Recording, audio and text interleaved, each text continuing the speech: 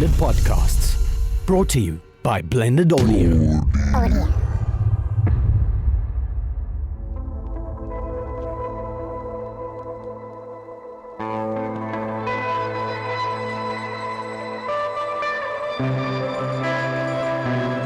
Ladies and gentlemen, welcome back to Sound Vibes. This is episode 9. Oh, hell yeah. That was absolute rubbish. But hi, welcome back to Sound Vibes. I am one of them hosts, Mr. NATE, and this is Patty McD. Say hello. Hello. Away.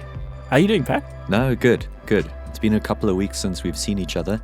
Yeah, you buggered off to Germany for a while. Yeah. For a bit. It was good. And you have a time? Oh, hell yeah. I bet you did. I'm so jealous. Yeah. Oh, well, you've been before. Hence why I'm so jealous. Yeah, true. Yeah, it was my first time going to Wacken. And yeah, like I met quite a few interesting people. Yeah. Which actually leads us pretty well to today's topic. Oh, yeah? Since I met some people who do press and media at Wacken. Of course you do. I do press and media too. It's kind of your thing, isn't it? Yeah. So it stands to reason that I'd collide with some of those people, but who operate in the international context, which was, for me, humbling, to say the least, but also informative and great. Well, that's fantastic news. I mean, I know from first-hand experience, when you go over there, it's a completely different ballgame. Yeah. Like you're just not used to it. And I don't know, maybe just for me, but it took me a while to adjust and to understand the culture there and how things are done. Yeah. And it's, in comparison to where we are, it's a whole nother playing field. And it's not only us who have to adjust. I found that a lot of people who I met and was speaking to, especially when it comes to booking agents and stuff like that, they're obviously looking for opportunities in new countries. So when they heard that I'm from South Africa, they're like, hey, come to me, talk to me. Yeah. What is your scene like? Yeah. And so whilst for you and I to be there among the Germans and whoever else from around the world, we have to adjust to their level and way of thinking. Likewise, they had to recalibrate to ours. One example is when the guys are asking, so to do a tour in South Africa for XYZ band, how many shows do you think can be done? Because they see South Africa on a map and they see, wow, that's a big territory. Yeah. But what they struggle to realize is how much space there is between cities. So, yeah, it's just cool being in that kind of space and realizing how different the world is wherever it is that you find yourself. Well, I find a lot of the time when I speak to some PR guys from overseas or whatever the case is, and I'm trying to get something to grab their attention, I almost get the feeling like I'm just another spam in their inbox. I feel a bit intimidated sometimes, and I just think wow, there's actually a lot of rapport that needs to be built up, and a lot of relationship building before you can just jump into someone's inbox, and be like, hey, I've got this cool thing, you should check it out, because, But, it in comparison to dealing with guys here, when I first dealt with you, before we were in a more casual capacity, I just found that your approach is very much a diplomatic one, as it would be. Yeah. But you're also very thorough, very, very thorough, where some of these guys are just, they're just sort of so, what's the word? I can't think of it now. They're not as super focused on what you have to say. Yeah, well, I think they're just dealing with massive volume. It's too much. So I think with that being said, let's describe today's title for what we're going to be discussing. So to the listeners out there, we are talking about media. And specifically, we're dedicating this episode to, what is public relations and media, and do we need to use a PR agency in order to be successful as a performing artist or recording artist. Do we need it? Do we need it, or can we just DIY it? Yeah. So I think, today there's a couple of questions that we want to unpack. And the first one is, well, what is PR, like public relations? What is it? Because that's another field that's been changing quite a lot, over the last, say, 2 decades, with the advent of digital and all that jazz. So, let's unpack this. Well, I would like to know an opinion of yours on this having to pay for it. A lot of people in upstart bands that don't necessarily have a bankroll to get themselves out there, to get their name out there, and to get the attention of the public. If you don't have the skills to do it yourself, what steps can be taken in order to either A, acquire those skills, or B, find a way to maybe negotiate with an agency? Is that even an option to actually negotiate a deal where you can be like, listen, we've got this album coming out, but we would like to work with you long term, but right now we just don't have the bankroll for it.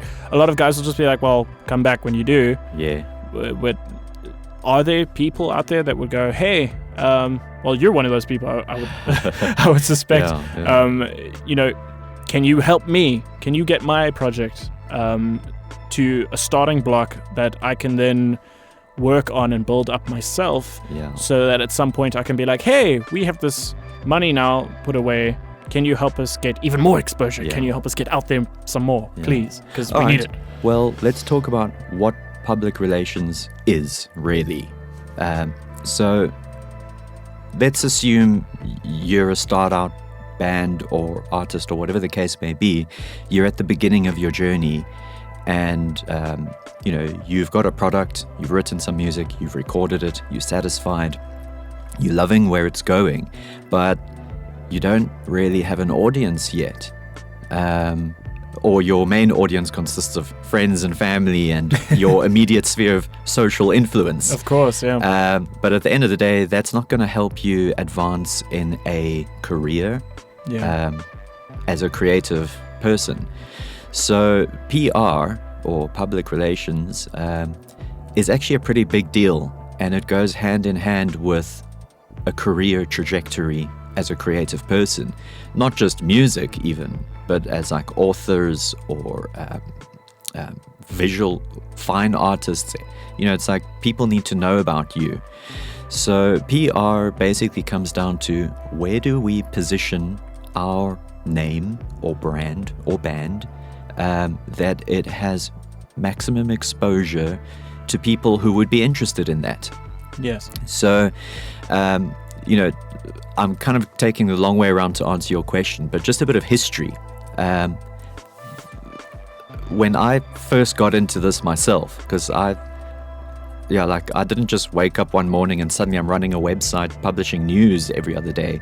It was a gradual process of getting into that and understanding how and why it functions. So it started out with my own band, we were starting to play shows locally, in our hometown. And I noticed at the time that we had a community newspaper, which only distributed in our hometown. And they had an arts and culture section. Mm-hmm. So I approached them and I said, we're a band playing a local show.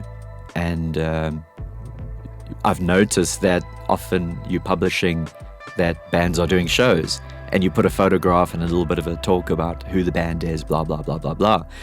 And at first, they obviously wanted to sell advertising space. Yeah. They said, well, you need to speak to our sales and, sales department. And I said, yeah, but the arts and culture, you're not looking to advertise. Yeah, all of a sudden it's like, wow. Yeah, and it's like, well, we'd like people to be aware of what's happening in this town. So they put us through to the person who runs that department of the paper. And what I realized is they're hungry for content. They want content to publish in their newspaper. Otherwise, they're, offering a piece of paper with nothing in it. So with that realization came a certain feeling of empowerment. Sure. So I managed to get the article in. They published it, nice color photo and all that jazz. Yeah. And, people came to the show and they said, oh, we saw you in the paper. And they got this impression that we were a bigger deal than what at that time we actually were. But this is the art of PR. But now what was also interesting about that experience is our drummer at that time, he had this attitude of like, why did you do that? Like, it's so arrogant and da-da-da-da-da. He had this opinion where, no, the media should approach you. No. No, that's it's all like, backwards. Yeah. And look, once a band reaches a certain critical mass, yes, the media will hound them. Yeah, but that's much further down the line in career trajectory. Yeah. So, that was kind of funny. And it made me realize that a lot of people, well, at least in the local context, they have a very skewed idea of how the universe of PR actually works. So I made it my mission at that time. We're going back to about 2004. So this was before social media, before, yeah. I suppose mail listings was a thing. Yes. Like, the internet was there and like, emailing and newsletters was a thing. It was sort of like the infant stages of technology. Yeah, we still relied heavily on print media for a lot of access to information. Yes. So I made it my business then to start exploring this universe, obviously to benefit my band. Yes. Anyways, fast forward a few years, and now I run a news website well, look called, that metalfafrica.com, and this is kind of what I do now. Yeah. But also, I think what empowered me to be in the position to do that is the understanding of the lack of knowledge that a lot of our local bands have for this, realm of enterprise. Yeah. And the fact that we do need to push a PR agenda if we're going to advance our careers as creative people. So how can one, not necessarily a band or a musician, like any creative individual, how can they go about approaching a PR agency if they were to approach one the right way?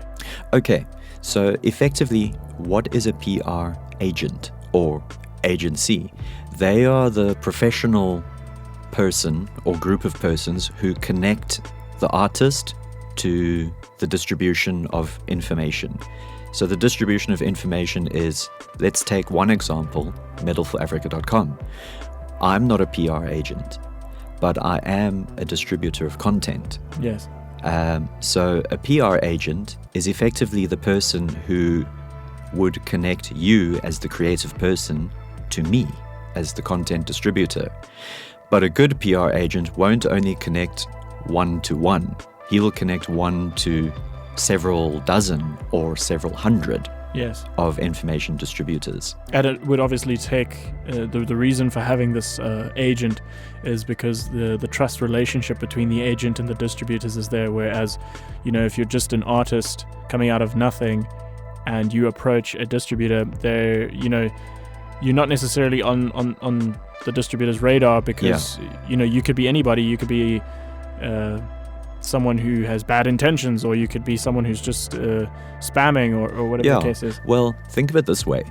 One of the dilemmas I face almost every day is someone from a band will contact me either through WhatsApp or Facebook Messenger or an email or whatever the case may be. But sometimes they'll just say, oh, we made a new song, and they'll post a link to YouTube or whatever. And that's all they give me. And frankly, I can't work with that. Yeah, it's not enough. So to me, that constitutes spam. It's like now they're making me work. Yeah. Now I have to go and research them and think of questions. That's not your responsibility. Yeah, the thing is, it takes a lot of time and effort. Yeah. And I have a lot of other people approaching me who are giving me readily formatted content, which all I need to do then is adapt it to the Metal for Africa style guide Yeah. and do some editing effectively. My approach is a bit different, but I'll get to that a bit later. Sure. But the point being, a PR agent, they have the rapport with the relevant content distributors. Yes. In the sense that what they send forward, they will do the work that the band doesn't know how to do. Yes. So they will prepare the content that is ready to be received Yes. by the various distributors of content. So basically, it's important to have an agent if nobody in your creative generator, whatever that may be. Yeah, your band. Your band just doesn't have the experience on. Yeah. So are there sources out there where, bands could go out and gather that information? I mean, I would assume YouTube is a good place to start. Well, look, I'll tell you how I learned to do what I do. Now, when I approached our local newspaper that very first time, the first thing I did was, I opened the newspaper and I read the content that's already there. Duh. Yeah, but now try and find someone who's going to go out and do that. Yeah, now, so in the age of technology. Yeah, but the point being is, I looked at the content that's already there, and look, I'm a very analytical thinker. Yeah. So when I see a thing, I don't just see a thing. I pick it apart and I analyze it. So when I saw the content that they already have, I'm like, I've noticed that from article to article to article, there's a certain style that they structure these things, and there's a certain language they use. So what I did is I sent them an article which, in my opinion, was ready to be published on their newspaper as is. And So what you- I noticed was when they published it, the edits were so tiny that they almost published it word for word as I had submitted it. See, but now that's just skill right there. That is skill. That's a skill you have to learn. Yes, so you find that people who play in bands, look, a lot of them don't have that skill. It's not to say that they can't develop it. Anyone can learn it, but it takes time, and you're probably going to do a bit of trial and error before you become good at it, like with anything. So a lot of band people are like, that's not our interest, we want to make music. So if in the case of a band person who doesn't want to learn that skill set, there are professionals who you can approach and pay to do that for you. And that's effectively what we're talking about today. Do you need a PR agency in order to be successful? So the answer is yes and no. Yeah. To be successful using that kind of service, you need to have a good product that is marketable, number one. Because a PR agency, once you employ them, look, these are paid professionals. You give them X amount of money and they deliver X amount of result. But if the product to start off with is not market ready, then they'll get your name out there, but it doesn't mean you're going to be successful. Of course, yeah. It's not their job to police your brand or your product. Yeah. That's your responsibility. But if your product is good, then I would say absolutely. If you're serious about your career, then you definitely want to use the services of a PR agency. Okay. And I think, in terms of traditional and modern, I'm talking about where I learned these skills was in the days where it was still print newspapers. But my skills expanded. Having had those few published articles, I became more confident. So I started to approach more newspapers in different areas. And, my band got people coming to shows because of the effort that was being put in. But at the end of the day, if we're talking about reaching an international audience, it's easier now than ever before with the advent of technology. But that's not really the truth. It's a lot of hard work. So it's easier in terms of how you can connect the dots, but you still need to put in the appropriate amount of work to reach all of those dots. That's true. Yeah. So social media has become very saturated. Yeah. A lot of people are doing this now, and because it was it became so readily available over the last couple of years that, everyone's doing something to try and get their name out there, and it has become somewhat flooded, and it's very difficult to sort of get earmarked by, you know, someone with a voice or someone important, and to get your brand awareness out there. Yes. But at the moment, from a personal standpoint, I've noticed a lot of bands doing some really, really silly craziness, like over-the-top vibes, just to get their name out there. And then once the name is out there, you know, they've sort of like hit the fishing line out there, and they've hooked. Now they must reel it in. But while to reel it in requires you to be able to generate content on a consistent basis, and consistency, I believe, is absolutely vital. Yeah. Because not only are you taking the pressure off your PR agent, but you're also making your life as a career guy in music much easier. But you also need a resource that is very, very tight, at least in our circles, and that's time. Time is so crucial, and if you don't have dedicated time to actually sit down and polish and scrub and, you know, turn that coal into a diamond kind of thing, you know, you got to keep doing that. Otherwise, as you said, your agent's just gonna put out your stuff, but it's not gonna, you know, it's just gonna be bait and not even good bait. Yeah, the thing is, your agent will always receive your money and do the work for you. They will always do that, regardless of the quality of your product. Exactly, yeah. You know, it's not their duty to ensure that your product is viable. So they are professionals doing a job. So if you bring to them the product, the content, and you say, we want maximum exposure, they will do that for you. Do you think that it is necessary for us to maybe expand more, perhaps in a future episode, onto how to better market yourself and to be more aware of brand awareness? Yeah. Definitely. I mean, this is what this show is all about. Well, that and many other things, but certainly that as well. Fantastic. I'm actually looking forward to that. I would love to crack that open and get a bit more in-depth with branding, because you know, as much as we go back and forth with these topics, like I told you when we started this thing from the beginning, like, I want to learn, man. Yeah. I want to learn as much as I can. This is why we're here. And if we can help some other people out there and just get the information into their ears, then let's do it. Let's do it. Yeah. All right, let's talk about who. All right, so we've got your attention. You might feel that you've got a great product and you're ready to splash it out to the world. Who do you go to? So I think in the South African context, there are professionals who you can use, and they are, let's put it this way, they are the shortcut.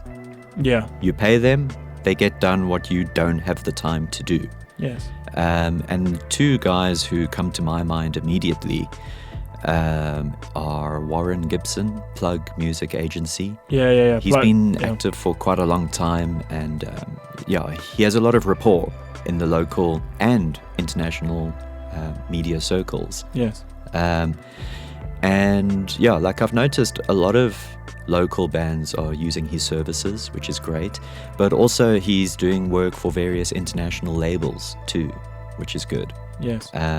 So, that's the one guy.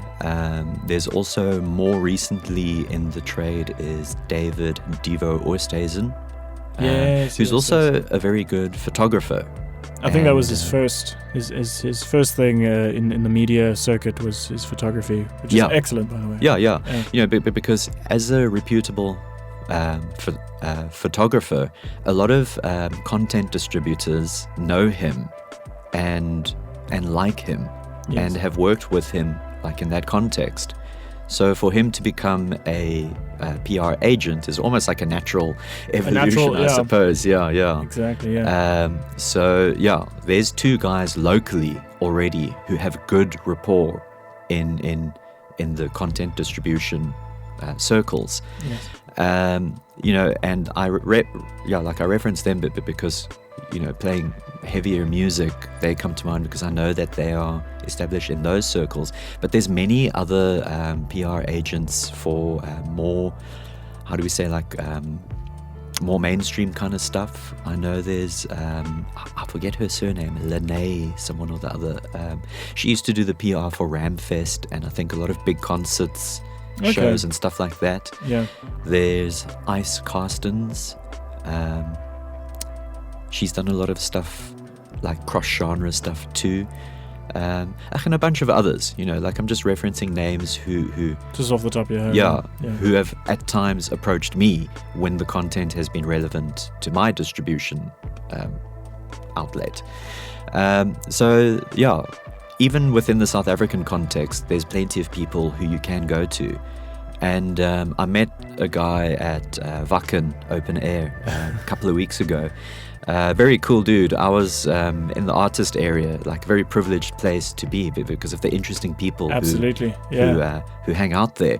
But of course, Wacken being like this crossroads of the whole world, there's so many languages flying around. So you find that people often get chatting and band together in language groups. So I was having a conversation in English with a German guy. And this other chap ambles over and he's like, hey, mate. You know, like, does he mind if he joins our conversation? Because he's feeling like a sore thumb. Was he an Aussie? Yes. And Nice. amazingly, this guy turns out to be one of the, well, within metal at least, one of the world's strongest press agents. Oh, wow. Chris Marek from Marek Media. Okay. Such a friendly dude. And I suppose in the media business, well, you have to be that kind of personality. It doesn't help if you're a confrontational or uptight kind of person. You know? Yeah, there's no sternness in your approach when you're dealing with the public. Yeah. Absolutely. You have to be easy and open and warm. And I found that with Chris Marek, he was a great person for that. And I mean, he's based in Australia, but he does a lot of big stuff for big labels and big festivals. So, you know, he travels a lot and, well, he lives a pretty cool lifestyle, let's put it that way. Sadly, I mean, he's not a young guy, so there's a lot of time away from family and stuff like that, which, you know, so it has its pros and cons, but, you know, just to casually meet someone of that caliber, for me, was quite a humbling experience. But long story short, finding a press agent is not hard. They are out there. They Absolutely. do exist. You must just go look. Yeah, and they're very eager for new clients, always. You know, because a lot of press agents are independent operators specializing within niches. Look, I think we can safely say, and we can wrap this up with, if you are looking for an agent and you are looking to push your project far beyond just the local borders or just far beyond your community, as we've chatted about, please invest and put some cash away, and it's quite a pretty penny. These guys are not cheap guys, but they get the work done. Yeah, and I think one has to approach it very carefully, you know, because there's pros and cons. Pros is obviously that your stuff is going to get out there in a very effective manner. But it's got to be good stuff. Yeah, that is the con. If your product is not market ready, you're going to spend a lot of money and get no results. We got to do an episode on getting stuff market ready. I'm excited for that episode. If you guys are not able to afford that, I would strongly suggest go out and Google and YouTube just different ways that you can make your stuff more marketable, and how you as a musician or as an individual in your project to educate yourself on how you can be more approachable and more, I would say, welcoming for a response. Yeah. Well, look, there's a hell of a lot that we can do ourselves. Yes. It obviously takes a lot of work, and for bands who have a market-ready product, well, as you commented earlier, your focus needs to be on content creation, not press. True. So for those who are ready to move into the big leagues, yes, you absolutely need a PR budget and a strategy. But I think we can unpack that better with the next episode, which will be the DIY, learning about media. Like, can you do it yourself? If you're in the stage of your career where you still have to do it yourself, you can still get a lot done. Definitely. And I think that's what we're going to talk about. The next episode will be very, very worthwhile. Yeah, I'm going to learn a lot from that episode. That's for sure. You're going to be doing a lot of the talking. Fine by me. Thank you guys so much for listening. We will be back with another info-packed episode of Sound Vibes. I've been Mr. NAT, Nate, and this has been Paddy McD. Thank you guys. Check us out on Blended Audio. We'll be back next time. Thank you so much. Cheers. Ciao. Thank you so much for listening to us ramble on about all things music and sound here on Sound Vibes, produced with the generous assistance of Blended Podcasts, brought to you by Blended Audio.